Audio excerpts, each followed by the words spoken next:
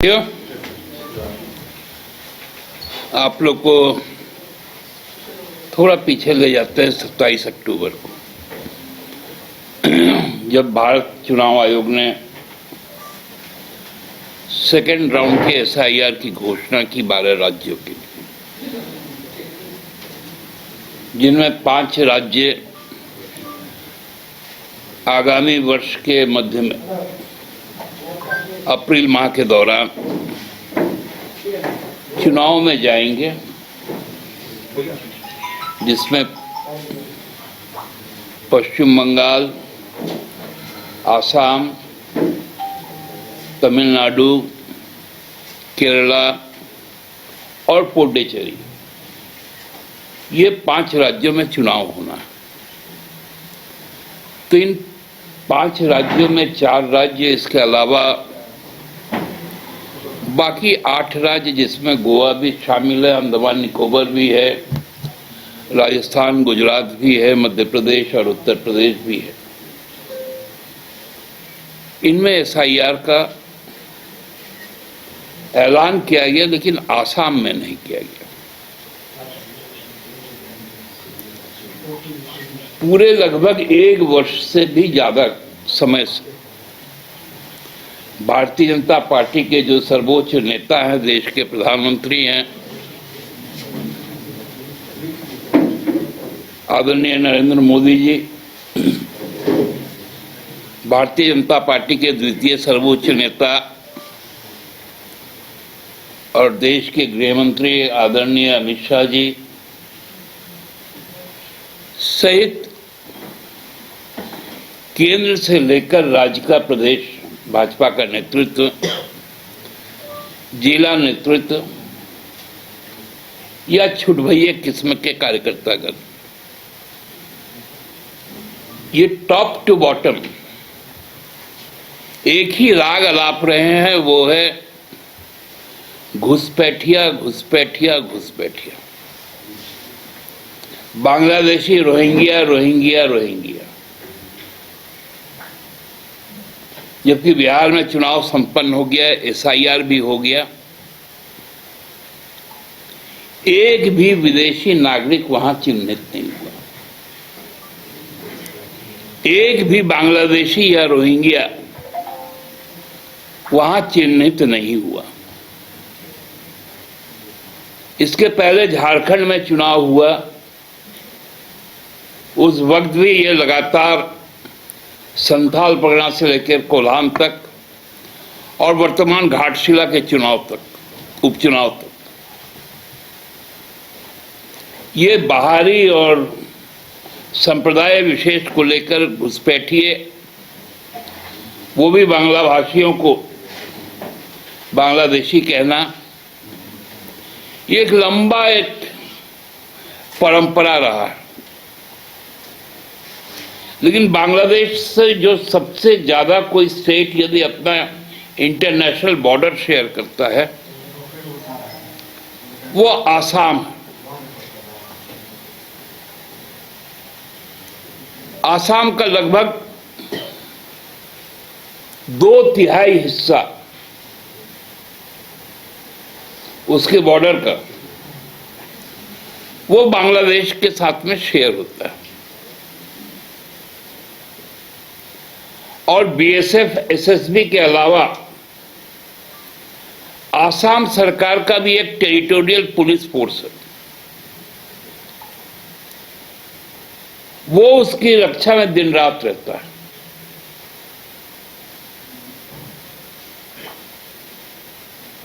लेकिन वहां पर एसआईआर नहीं होगा।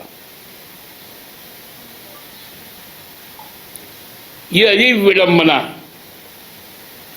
जिस राज्य में सबसे ज्यादा इन्फ्लेटर्स हैं, सबसे ज्यादा घुसपैठ, ये भारत सरकार का कहना, -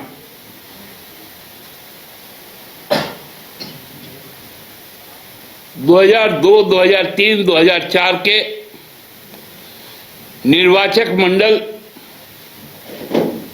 को ही इसमें शामिल किया गया है, या तो वो खुद या उसके माता पिता, रिश्तेदार, उनका नाम होना चाहिए। अन्यथा कई तरह के दस्तावेज उसमें मांगे गए, जिसमें जन्म से लेकर हर तरह की बातें, 11 डॉक्यूमेंटेशन है, आधार उसका अलावा। लेकिन आसाम को छूट दे दी गई। बहाना बनाया गया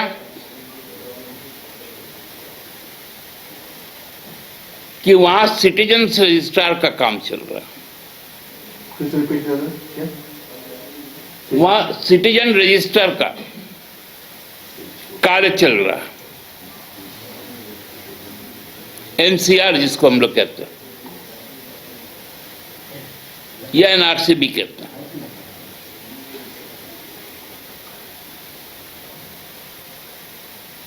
ये क्या बताता है? ये बताता है कि पूरे नॉर्थ ईस्ट का जो संपूर्ण इलाका है, जो 7 स्टेट है, वो चूंकि विदेशी टेरिटरी को छूता है, चाहे वो बर्मा हो, चाहे वो भूटान हो, चाहे बांग्लादेश हो या चाइना हो, वहां इसका एग्जम्पशन क्यों?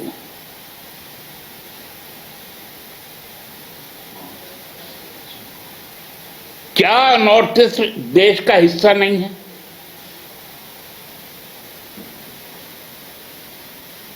आप सब जगह खासकर बंगाल को टारगेट कर,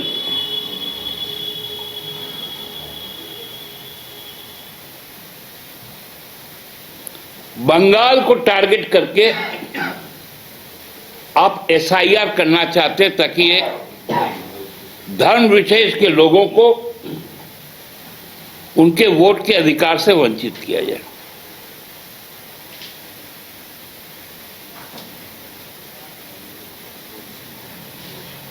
खासकर हमारे झारखंड से, संपूर्ण राज्य से बंगाल के साथ शादी ब्याह का एक लंबा परंपरा रहा, क्योंकि भाषा लगभग एक, खान पान लगभग एक, रीति रिवाज लगभग एक।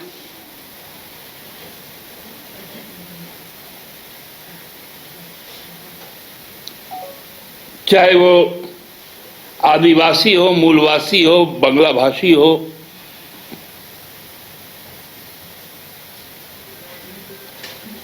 उनको वंचित करने का एक षड्यंत्र किया जा रहा है।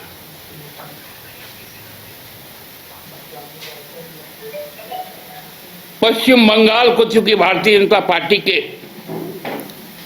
विरुद्ध का वो स्टेट है, केरला उसके विरुद्ध का स्टेट है, पुडुचेरी उसके विरुद्ध का स्टेट है, तमिलनाडु उसके विरुद्ध का स्टेट है।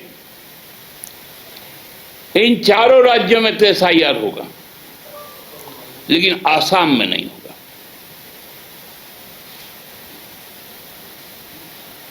क्योंकि आसाम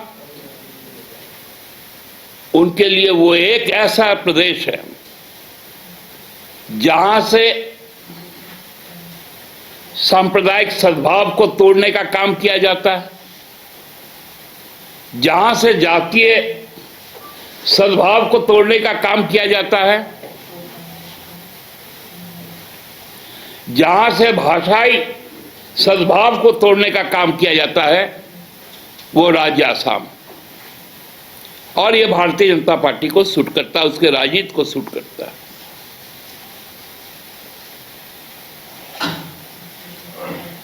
भारत का चुनाव आयोग कह रहे कि हम आसाम के लिए अलग से एसआईआर करेंगे। भाई, उन एसआईआर के प्रावधान क्या होंगे? जो 24 जून से जो एसआईआर शुरू हुआ पूरे देश में, खासकर बिहार में पहला फेज, उसका डॉक्यूमेंटेशन तो आपके पास है, आपने लिस्ट बना दिया। तो आसाम में अलग क्या होने वाला है? क्योंकि हमने देखा था इस राज्य में हमारे विगत चुनाव में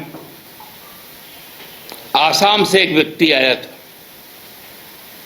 और सबसे ज्यादा नफरती बात, सबसे ज्यादा विश्वमन किसी ने किया था राजनीतिक तौर पे, वो आसाम का मुख्यमंत्री था।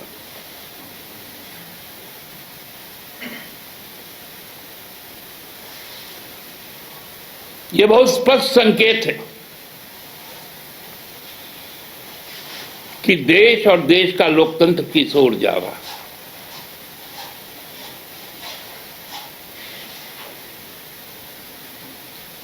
जो भाजपा को हो पसंद, चुनाव आयोग वही बात कहेगा। जो उसको ना हो पसंद, चुनाव आयोग वो बात नहीं करेगा।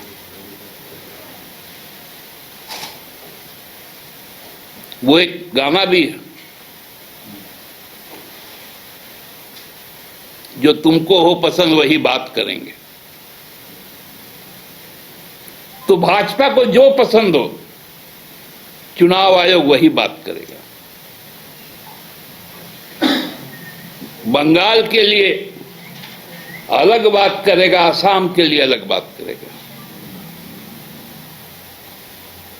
यह गंभीर मामला है। यदि आइडेंटिफाई करके वोट काटा जाएगा, चिन्हित करके यदि वोट से वंचित किया जाएगा,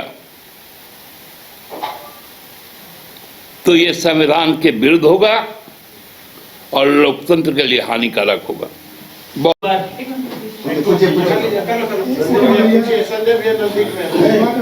बाबूलाल मरांडी ने प्रेस कॉन्फ्रेंस कर कहा है कि मुख्यमंत्री अनुराग गुप्ता और डीजीपी के संबंधों को फिर दोहराया है।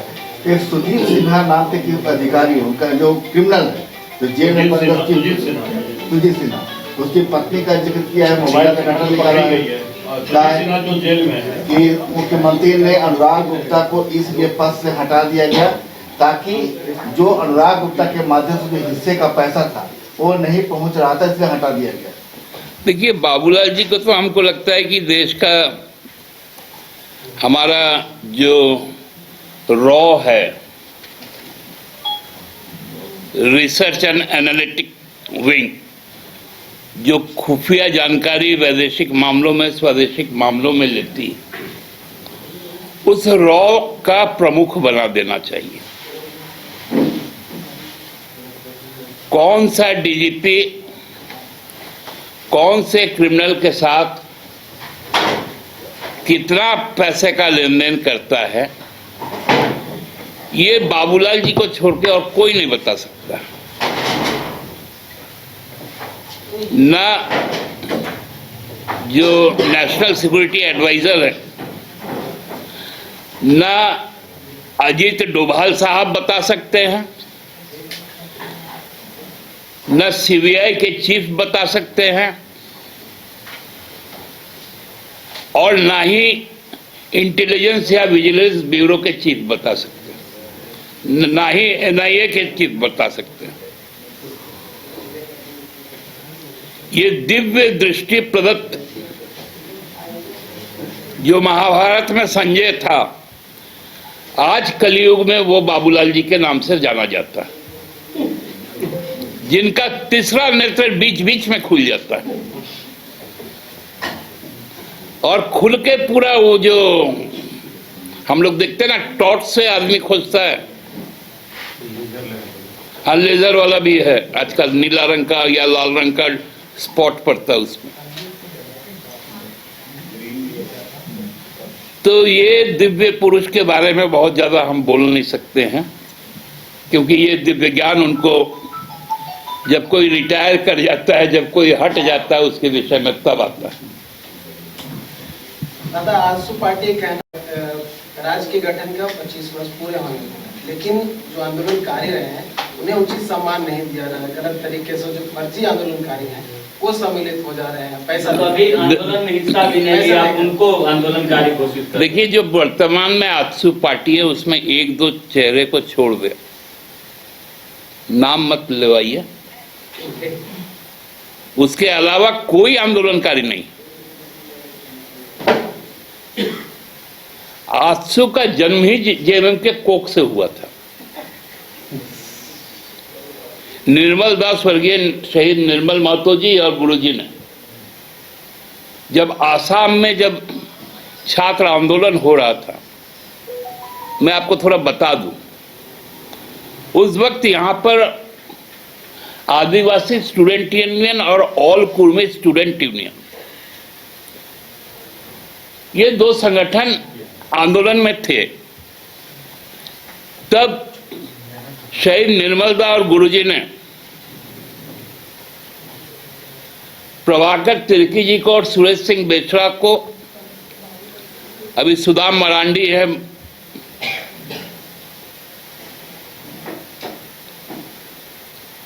आपको हरिशंकर महतो, विद्युत बरन महतो, दीपक बिरुआ, मंगल सिंह बोबोंगा, इन लोगों के द्वारा इनके हाथ में ये यंग जनरेशन को, स्टूडेंट और यूथ को देने का काम किया था। बाद में इनका राजनीतिक महत्वाकांक्षा अलग हुआ तो लोग पहले जेपीपी बनाए और फिर आजसू बना। तो वर्तमान आजसू के अध्यक्ष, मैं बार बार कह रहा हूं कि उसमें कुछ लोग हैं जो आंदोलनकारी, लेकिन आजसू कभी आंदोलनकारी पार्टी नहीं रही जो वर्तमान में। आजसू आंदोलनकारी पार्टी थी,